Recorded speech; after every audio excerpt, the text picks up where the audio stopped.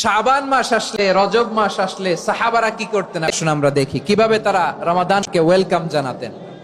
রজব শাবান আসলেই ওনারা রমাদান পর্যন্ত পৌঁছার আকুতি, আগ্রহ আর ফরিয়াদ আল্লাহর কাছে জানাতেন আর বলতেন, ইয়া আল্লাহ, রমজান পর্যন্ত আমাদের হায়াত বাড়িয়ে দাও। আল্লাহুম্মা বাল্লিগনা রমাদান, আল্লাহ তুমি রমজান পর্যন্ত আমাদের পৌঁছে দাও। আল্লাহুম্মা বারিক লানা ফি রজব ওয়া শাবান ওয়া বাল্লিগনা রমাদান, আল্লাহ রজব শাবানে বরকত দাও, আল্লাহ রমজান পর্যন্ত তুমি আমাদেরকে পৌঁছে দাও। আওয়াজ করে পড়েন আমিন।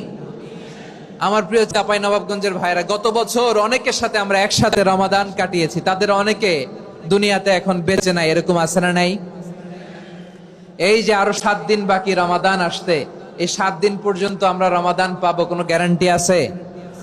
আচ্ছা, এই বছর যদি খুশনসিব হয় আমাদের, আমরা যদি পাই, আগামী বছরও যে রমাদান আমরা পাবো, কোনো গ্যারান্টি আছে?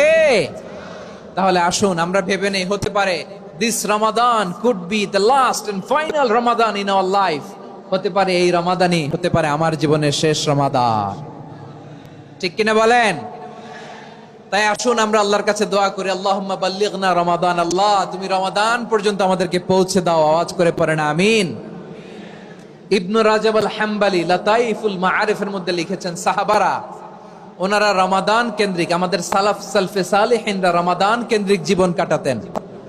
ওনারা রমজান আসার 6 মাস আগে আল্লাহর কাছে দোয়া করতেন, আল্লাহ রমজান পর্যন্ত পৌঁছে দাও। রমজান চলে যাওয়ার পরে বাকি 6 মাস আল্লাহর কাছে দোয়া করতেন, আল্লাহ এই রমাদানে যে ইবাদত করেছি, ইবাদত গুলো তুমি কবুল করে নাও। সুবহানাল্লাহ।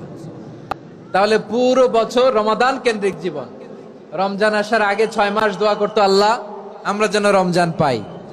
রমজান চলে যাওয়ার পরে বাকি 6 মাস বলতো, আল্লাহ রমজানে যে ইবাদত করেছি এগুলো তুমি কবুল করে নাও। সুবহানাল্লাহ।